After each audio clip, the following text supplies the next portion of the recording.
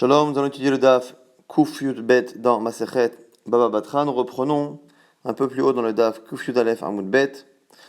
Vehaitana Maitele Meacha. On nous rapporte que ce qui avait été enseigné dans le DAF précédent, que le mari hérite de la femme, on l'avait appris d'un endroit. Maintenant, on va voir qu'il y a un autre Tana qui l'apprend d'ailleurs. Vehaitana Maitele Meacha. Tanya, c'est une Noaita. Veyarash Ota, lorsque c'est marqué là-bas qu'on donnera un proche qui héritera. Mais la Met Shabbat Yoresh et Tishto, dit vrai Rabbi Akiva, selon Rabbi Akiva, ce fameux proche qui héritera, ce sera le mari qui héritera d'elle. Donc c'est une allusion ici au mari selon Rabbi Akiva. C'est pas marqué clairement, mais c'est ce que déduit Rabbi Akiva. Rabbi Ishmael Omer et notre Sarir. Selon Rabbi Ishmael, il n'y a pas besoin. Pourquoi? Rehu Omer, c'est marqué par ailleurs Vechol Bat Yoresh et Nachala, toute fille qui hérite d'un héritage, Mimatot Bene Israël, Lechal Mimishpachat Mataviat Iloleisha. Si elle hérite cette fille, il faudra qu'elle épouse un homme de la tribu de son père. Ou basabat abaal akatou medaber. Il nous dit ici la Braïta que l'on parle justement d'un héritage qui vient du mari. C'est-à-dire que pourquoi une femme doit justement faire en sorte d'épouser un homme de sa tribu, de peur qu'elle décède et qu'à ce moment-là, son héritage passe d'elle, qui à l'origine a hérité de son père d'une tribu X, et que cela passe à une tribu Y de son mari. Donc, nous dit ici Rabbi Ishmael, on n'a pas besoin de déduire par une dracha de Veyarashota. C'est pas un raisonnement logique. On voit là-bas qu'on nous dit qu'une fille qui hérite doit épouser quelqu'un de la tribu de son père pour pas que l'héritage s'en aille. Alors, la Gemara, la Braïta, au nom de Rabbi Ishmael, va rapporter d'autres versets. Ve'omer, en plus c'est marqué Velotisav Nachala l'Ine Israël Mimate El Mate, et l'héritage ne doit pas passer d'une tribu à une autre tribu. Donc, on a encore une fois la même idée. Et une troisième fois, Ve'omer, c'est marqué Velotisav Nachala Mimate El Mate Acher, et encore une fois, une Nachala ne doit pas passer d'une tribu à une autre. Donc, on a ici trois références où on voit que l'on fait attention à ce qu'un héritage ne passe pas d'une tribu à une autre. Une fois c'est marqué clairement que c'est dans le cas où une fille a hérité et elle ne doit pas épouser un homme d'une autre tribu, et l'idée même qu'elle ne doit pas faire passer l'héritage d'une tribu à une autre est marquée encore une fois de reprise. La Gemara expliquera pourquoi on a eu besoin de trois sources plus ou moins similaires. Ça sont les trois premiers versets. Autre chose, Ve'omer, autre verset, Ve'elazar ben Aaron Met Vaikberu Oto Bigvaat Pinchas Beno. On dit que Elazar, le fils d'Aaron, est mort, et lorsqu'il est mort, il a été enterré dans l'endroit qui appartenait à Pinchas, Giv'at Pinchas Beno, celle de son fils. Pourquoi on appelle ça la Giv'a de Pinchas et non pas celle de son père? Puisque normalement, ce qu'on a hérité en Eretz Israël, là on parle ici après la rentrée en Eretz Israël, ce qu'on a eu en Eretz Israël, on l'a eu en fonction de ceux qui sont sortis d'Égypte. Donc c'est Elazar qui a eu une part en Eretz Israël. Et donc il n'y a pas de raison normalement qu'on appelle ça le terrain de Pinchas et non pas celui de Elazar. Elama, forcément, c'est quoi, nous dit la Gemara? Que Elam Elamed Shinasa Pinchas Isha, pour que ce soit à lui sans que ça ait été à son père, forcément qu'il a épousé une femme qui est la vérité de son père, ou Meta qui après est morte et lui est hérité par sa femme, Veracha. Et Veomer, autre source, on a une cinquième source qui est similaire à la quatrième, Zgouv Olid et Yair, on dit dans le livre des chroniques, on nous rappelle que Zgouv a enfanté Yair, Veilo Aisrim Veshalosh Aharim Ve'eres Agilad, et il a eu l'équivalent de 23 villes, Ve'eres Agilad, dans la région de Gilad. Et là-bas aussi, on a l'air de dire que c'est l'héritage, enfin la terre en tout cas, de Yair. Et encore une fois, Yair ne peut avoir de terre que si d'abord son père Zgouv a eu une part en Israël. Donc la même question revient. Comment peut-il y avoir un héritage à Yair qui n'a pas d'abord appartenu à Zgouv son père? La Gemara nous dit la même chose, mais la Mèche, Nasa Yair Isha, ou Meta Viracha, de là on voit qu'il est hérité par sa femme, donc sa femme qui avait hérité de son propre père, qui est décédé, qui a donné à son mari. C'est comme ça que c'est passé à Yair, sans passer par Zgouv. La Gemara va poser plusieurs questions. On a vu qu'ici on a 5 sources, 3 premières qui disent plus ou moins la même chose, 3 versets qui disent que les héritages ne doivent pas passer d'une tribu à une autre, et on ne voit pas pour l'instant autrement que lorsque une fille hérite et après épouse un homme d'une autre tribu que celle de son père. Et les 2 derniers versets qui nous montrent des cas où on a l'air de voir que on a des fils qui ont une part en Israël qui a l'air de leur appartenir à eux sans qu'elle ait appartenu à leur père, dont on parle en plus spécialement dans le verset. Et donc, la Gemara n'imagine pas encore une fois une autre possibilité que ce soit un cas où ils ont hérité de leur femme. Donc du coup, on a forcément ici 5 preuves que les hommes héritent de leur femme. Maï Veomer. La Gemara d'abord se pose la question de la répétition des preuves. Pourquoi à chaque fois Veomer et encore on a dit, et encore il est écrit, et encore il est écrit. Alors la Gemara explique pourquoi chaque enseignement n'était pas suffisant. Vechitema Misibat Aben Ka Kapit Kra. La Gemara dit peut-être que dans le premier verset, j'aurais pu penser qu'on parle de l'héritage du fils. Aval Baal Lo Yarit. C'est-à-dire que quand on dit à chaque fois que l'héritage ne doit pas passer d'une tribu à une autre, il se peut que ce ne soit pas par une halakha d'héritage de la femme vers le mari, mais de la femme vers son fils. C'est-à-dire que lorsqu'une femme vient d'une tribu X, elle épouse un homme d'une tribu Y, si elle décède, même si on imagine qu'on n'a pas de preuve, on ne sait pas que le mari hérite, c'est le fils qui hériterait.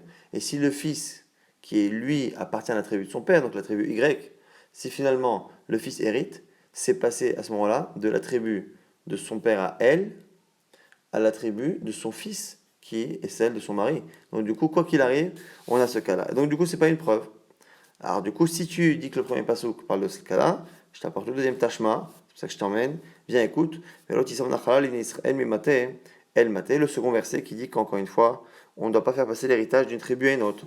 Vechitema, si tu voulais me dire, la avalav velav va assez, que le second verset vient m'apprendre justement qu'il y a un interdit. Dans le premier verset, on nous dit qu'une fille qui hérite pourrait éventuellement faire passer. Il faudrait. Non, une fille qui hérite, il faudrait qu'elle épouse un homme de sa tribu. Donc c'est ici une mitzvah positive. Si elle hérite, c'est bien, c'est positif qu'elle épouse un homme de sa tribu. Mais c'est pas marqué que c'est interdit qu'elle épouse un homme d'une autre tribu. C'est pour ça que l'autre verset nous dit il ne faut pas que l'héritage passe d'une tribu à une autre pour nous dire que c'est à la fois une mitzvah positive et une mitzvah négative. Donc ça, tashma, c'est pour ça qu'on apporte le troisième verset, qu'il ne faut pas que la tribu fasse passer l'héritage d'une tribu à une autre, pour nous apprendre à ce moment-là que c'est le cas d'héritage du mari. La Gemara dit non, vechitema là aussi, on pourrait trouver ça insuffisant. Là, voilà, bishne la vie va assez. Peut-être que on répète encore une fois la même halakha pour nous apprendre que non seulement il y a une mitzvah positive, non seulement une mitzvah négative, mais même une seconde mitzvah négative, pour nous dire qu'il y a une gravité double, et que c'est pour ça que la Torah l'a répété une seconde fois. Donc on peut imaginer que les trois premiers versets, excusez-moi, les trois premiers versets parlent toujours d'un cas où c'est le fils qui, en héritant de la mère, fait passer l'héritage. Donc c'est pour ça qu'une femme qui hérite de son père doit épouser un homme de sa tribu, non pas parce que lui va hériter, on n'a pas encore la preuve, mais parce que son fils à elle va hériter. Et si son fils hérite, puisqu'il est de la tribu du père, il va finalement faire passer dans une autre tribu, ce qui était à la base à la tribu du père de cette même femme. Et donc pourquoi on a trois versets? Un pour nous dire que c'est une mise positive d'épouser un homme de sa tribu, et deux autres pour nous rappeler que c'est une mise négative de ne pas épouser un homme d'une autre tribu.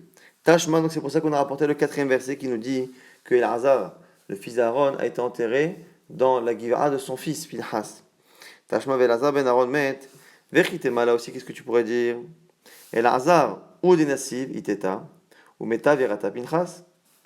Là aussi, qui te dit que c'est Pinchas qui a épousé une fille qui n'est pas de sa tribu? Peut-être que c'est Elazar lui-même qui a épousé une femme qui n'est pas de sa tribu, et qu'on pense que le mari n'hérite pas, parce qu'on est encore une fois en train de chercher la preuve, donc on part du principe qu'il n'hérite pas, et c'est le fils Pinchas qui a hérité de sa mère. Et c'est pour ça que c'est l'héritage du fils, sans être celui du père. Donc du coup, c'est pour ça qu'on a rapporté le cinquième verset, Tashma, où Zgouv, Olid et Yair Vechoulé, le fameux passage qui dit que Zgouv va enfanter Yair, Ritema Atam Nami Achiou. Et si tu veux me dire que ce verset-là, le cinquième, parle également d'un cas où c'est finalement Yair qui est hérité par sa mère et non pas par sa femme. Et là, on va dire, si c'est ça, hein, pourquoi avoir besoin de deux versets? Autant les psukim qui sont dans la Torah, les trois premiers, sont là pour nous apporter des misodes positives, des misodes négatives qui sont cumulables. Mais là, les autres versets, qui sont plus dans la Torah, mais qui sont dans les prophètes, dans les hagiographes, à partir du moment où on n'est plus dans la Torah, on n'est plus dans le Pentateuque, à ce moment-là, on n'est plus en train d'apprendre les mises positives ou négatives, on peut apprendre juste que c'est bien ou que c'est pas bien. Et donc du coup, si on répète deux fois la même chose, si en tout cas il y a l'air d'avoir une formulation du verset qui vient nous apprendre deux choses, c'est forcément que c'est pas la même chose. Alors il y a tout de même ici une objection. Amarler Rav Papa, les Abaye dit à Rav Papa dit à Abaye, Mimai, qui te dit que c'est ça? Dis-moi alors, là, mais Malach, Baal lo yarit, on peut encore dire que le mari n'hérite pas. Ou Kraeb et Sivat Abel Kedeshaninan, et dire que les trois versets, les premiers, parlent du fils qui hérite de la mère, comme ce qu'on a dit. Yair des Avin Mizavan, ou Pinchas Nami, des Avin Mizavan. Peut-être que finalement, dans les cas là-bas de Pinchas et de Yair, c'est pas un cas d'héritage par une femme, parce qu'effectivement, si c'est le cas, on a envie de dire qu'une fois, ça vient nous apprendre qu'il a hérité par la mère, une fois par la femme. C'est venu nous dire que c'est en fait ils l'ont acheté. Donc le texte vient simplement nous dire que les deux ont acheté un terrain et que c'est dans ce terrain-là qu'ils ont acheté. Alors à Marley, Abaye, object, il dit Pinchas et Davin, Misdavan, Lomatzita Mart. Pinchas, c'est pas possible. Pourquoi? Parce que Pinchas a utilisé son terrain qui, selon toi, Rafapa a été acheté pour enterrer son père. Mais rappelez-vous que lorsque l'on achète un terrain en Eretz Israël, on ne l'achète que jusqu'au Yovel, puisque normalement, après le Yovel, après le jubilé, tous les 50 ans, le terrain revient à son propriétaire d'origine pour que justement les familles et les tribus ne perdent pas leur héritage. Si c'est ça, s'il a acheté le terrain revient au Yovel, et il aurait enterré son père, à ce moment le tzaddik, son père El Hazar, dans un terrain qui ne serait pas le sien. Donc la situation aurait été très compliquée au bout de quelques temps jusqu'au Yovel. La Gemara dit, et là Emma, des naflalé misde haramim. La Gemara dit, non, t'as qu'à dire que comment il l'a acquis, non pas en achetant, mais en cherem. Lorsque quelqu'un a un terrain et qu'il le rend cherem, c'est une manière de sanctifier le terrain. Il y a marqué que tout le cherem, c'est marqué loïe, la Kohen loïe, ça appartient au Kohen, c'est un passage qui le dit clairement dans la Torah, que lorsque quelqu'un rend cherem son terrain, ça appartient au Kohen, et à ce moment-là, ça ne revient pas au Yovel. C'est pour ça que Pinchas a pu hériter. Donc du coup, c'est comme ça qu'on reste plus ou moins sur une question de Rav Papa qui dit que finalement on n'a pas de preuve. Encore une fois, lorsqu'on cherche une preuve, il faut que ce soit incontournable, incontestable. Et là, ici, effectivement, on peut expliquer les trois premiers versets comme parlant de cas où c'est le fils qui hérite du père. C'est pour ça qu'on dit qu'il faut faire attention lorsqu'une femme hérite de son père, qu'elle épouse un homme de sa tribu, pas pour que son mari n'hérite pas, mais pas pour que son fils évite d'hériter et transférer l'héritage à une autre tribu. Et les deux seconds versets peuvent parler d'un cas où il y a eu soit un achat, soit pour Pinchas, il y a eu un chérem qui fait que ça appartient au Kohanim définitivement. Et donc, c'est la raison pour laquelle sur un papa, les preuves de Rabbi Shmuel ne sont pas forcément incontestables. Maintenant, l'Agma va revenir sur ce qu'on avait dit dans le DAF précédent. On avait dit qu'une femme qui héritait devait épouser un homme de la tribu de son mari. Mais Abaye pose une question. Amar Abaye, sauf, mais quoi qu'il arrive à la fin, parfois on peut avoir des cas. On peut trouver un cas où elle déracine l'héritage de la tribu de sa mère pour le mettre dans la tribu de son père. Quel est le cas? C'est une femme qui a deux parents et qui hérite successivement de ses deux parents. Imaginons que son père décède, elle hérite de son père parce qu'elle est seule enfant. Après, sa mère décède et elle hérite de sa mère.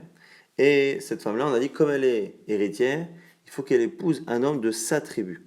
Mais imaginons que ses deux parents, à l'origine, n'étaient pas de la même tribu. Parce que, encore une fois, il n'y avait pas forcément nécessité, dans certains cas, d'épouser un homme de sa tribu s'il n'y a pas eu d'héritage au préalable de la fille. Donc, son père et sa mère n'étaient pas de la même tribu. Elle a été successivement de son père, donc de la tribu, on va dire, de Yehuda. De la tribu de sa mère, elle a hérité de la tribu de Dan. Et on lui dit, il faut que tu épouses quelqu'un de la tribu de ton père. Donc elle va épouser un homme de Yehuda. En épousant un homme de Yehuda, qui va plus tard éventuellement hériter d'elle, elle va finalement emmener son héritage de Yehuda et de Dan avec elle. Et lorsque son mari héritera d'elle, elle lui transmettra l'héritage de Yehuda et l'héritage de Dan. Et même si son fils hérite, ce sera la même chose. Donc la Gemara nous dit, au nom d'Abaye, finalement il y aura un problème. On n'aura pas évité. La Torah vient de nous dire qu'il faut qu'elle épouse un homme de la tribu de son père pour éviter justement pour pas que l'héritage se transfère d'une tribu à une autre. Mais la Gemara nous dit, mais il y a des cas où quoi qu'il arrive, ça arrivera. La Gemara dit, là-bas c'est différent. Pourquoi? Dis-le, Shane Atam, Shekvar Uzba. La Gemara nous dit, c'est un peu différent dans ce cas-là, parce qu'on peut estimer que le transfert a eu lieu avant même qu'elle épouse son mari. Pourquoi? Parce que rappelez-vous que c'est une femme qui a hérité avant de se marier, et donc elle a hérité d'abord de son père, après elle a hérité par exemple de sa mère. Lorsque sa mère, qui était de la tribu de Dan, on a dit tout à l'heure par exemple, est décédée et qu'elle a hérité, elle, venant de son père, elle est de la tribu de Yehuda. Donc du coup, c'est un peu comme si c'est par la mort de sa mère que l'héritage est déjà sorti de Dan pour aller un peu en Yehuda chez cette fille-là. Et donc du coup, ce n'est pas finalement par son mariage qu'elle va faire sortir l'héritage, et donc c'est pour ça que ça pose pas de problème. Alors Amarlé, réponse d'Abaye, Shekva Ouzba, lo Amrina, il dit mais qui te dit que ce principe-là fonctionne? Qui te dit que à partir du moment où la fille a déjà hérité, ça s'appelle déjà que c'est déjà un peu sorti, donc du coup elle peut épouser un homme de Yehuda et faire sortir complètement l'héritage de Dan de la tribu. Amalé Rav Yema, Ravashi, réponse de Rav Yema, I Amar Bishlama, Shekva Uzba, Ainu de Mitokma Kra, Ben Besibat Aban, Ben Besibat Abaal. Nous dit à ce moment-là Rav Yema, si tu ne dis pas ça, tu ne comprends pas pourquoi. Parce que si tu dis effectivement qu'à partir du moment où on a déjà transféré un peu l'héritage, on peut le transférer après, on peut comprendre le verset parlant à la fois du cas où c'est le fils qui hérite ou le cas où c'est le mari qui hérite. Et là, il y a Marc Lamrinan. Mais si tu refuses de dire ça, Shekva Ousba, cette logique de dire qu'à partir du moment où la fille a déjà hérité, c'est déjà un peu parti. Kiminasba alechal mi mishpachat mate avia maïhave. Qu'est-ce que ça peut faire finalement qu'elle épouse quelqu'un de la tribu de son père? Amit agra nachala mishifta de imal shifta de abba. Quoi qu'il arrive, il y a un transfert de la tribu de la mère à la tribu du père. Alors, on a l'impression finalement que c'est une répétition de ce qu'on a dit, mais en fait, il est en train d'expliquer. Tu vois bien que de la Torah elle-même, la Torah a l'air de dire qu'il n'y a aucun problème. À partir du moment où elle épouse quelqu'un de la tribu de son père, c'est autorisé, encore une fois. On a l'impression que l'héritage de sa mère de Dan, par exemple, va être perdu. Forcément, c'est qu'il a déjà été transféré quand elle a hérité. La Gemara propose autre chose, on doit bailler. Non. Deman Tsibinan, là, les gavra d'avouer. Mishifta d'avoua, ve'ime, mishifta de'ima. Lui dit non. Pour que ça fonctionne, il faut qu'elle épouse un homme dont le père est de la tribu de son propre père, et la mère du mari doit être de la même tribu que sa mère à elle. Et c'est intéressant, c'est un peu comme si finalement ça passait de père en père et d'homme en homme. C'est comme ça en tout cas que Abaye propose. La Gemara objecte, Yachi, Ha'elechad mi mishpachat mate avia ve'ima mi ba'ele. Si c'était ça, la Torah aurait dû dire qu'une femme qui hérite doit épouser un homme de la tribu de son père et de sa mère, et à ce moment-là on aurait dit comme toi, qu'elle doit épouser un homme dont le père est de Yehuda comme elle et la mère de Dan comme elle. Réponse d'Abaye, Iktivachi, non, si on avait écrit comme ça, Avamina filou ipra. J'aurais cru que c'était dans n'importe quel sens. Un homme de la tribu de son père et de sa mère à elle, j'aurais dit, peut-être même en inversant, c'est-à-dire que elle, son père est de Yehuda, sa mère de Dan, et peut-être que lui, on aurait pu faire l'inverse, son père de Dan, sa mère de Yehuda. Kamashmana, c'est pour ça qu'on a dit le père, pour dire qu'il faut bien que le père soit le père et la mère soit pareil. L'Agma rapidement va rapporter les braïtot par rapport à ça. Tania besibata ben, Betania besibata baal. Par rapport justement au verset qu'on a cité précédemment, il y en a qui le lisent comme étant un cas d'héritage du fils, un cas d'héritage du père. On va rapporter le début. Tania besibata ben, quand est-ce qu'on lit que c'est par rapport au fils? Velotisov nachala l'in Israël matel, le fameux verset qui dit que l'héritage ne doit pas passer d'une tribu à une autre. Besimbat akatouv. Medaber, Besivat Ben, on parle du transfert vers le fils, Atormer, Besivat Ben, O Eno Ela, Besivat Baal, la Gemara, la Braïta pose la question, parle du fils ou du père, Keshe Omer, Lotisov Nachala Mimate le Matacher, Are Besivat Baal Amour. Puisqu'il y a un autre verset, l'autre verset qui dit que ça ne doit pas passer d'une tribu à une autre, parle du mari, Ah, Ma'ani Mekayem, Velotisov Nachala Line Israël Mimatel Mate, et donc le premier verset qu'on a cité, à quoi il sert? Besivat Ben, Akatou Medaber, la Gemara nous explique pour l'instant que puisqu'on a deux versets qui répètent que l'héritage ne doit pas passer de l'un à l'autre, on propose ici de dire qu'une fois ça passera par le mari, une fois ça passera par le fils. Rappelez-vous que jusqu'à présent on avait vu au début du DAF que on pouvait très bien le lire comme étant deux cas où c'est le fils qui hérite de la mère. C'est pour ça qu'on veut éviter qu'elle épouse un homme d'une autre tribu, pour éviter que son fils soit d'une autre tribu et hérite, et que la bande a répété ces deux fois-là pour dire qu'il y a deux lavim, c'est-à-dire deux interdits négatifs, en plus de la mise à positive d'épouser un homme. Donc on a finalement rappelé que selon Rabbi Ishmael avait 5 preuves pour nous dire que le mari hérite, et on a vu que ces 5 preuves-là, selon Rafapa, on pouvait plus ou moins les contredire. On avait besoin de toutes ces preuves parce que chacune pouvait avoir une faiblesse. On avait 3 versets qui nous disaient que il fallait pas que l'héritage se transfère d'une tribu à une autre, mais on a vu que finalement on pouvait imaginer que chaque verset parle à chaque fois du fils qui hérite et non pas du mari qui hérite. Une fois pour me dire qu'il y a une mise à positive d'épouser un homme de sa tribu, 2 fois pour dire qu'il y a une mise à négative de ne pas épouser un homme d'une autre tribu, et 2 versets dans les Nar qui nous dit là-bas qu'il y avait un fils qui héritait et on a l'impression que le père, enfin, un fils qui possédait sans que le père lui-même l'ait fait hériter.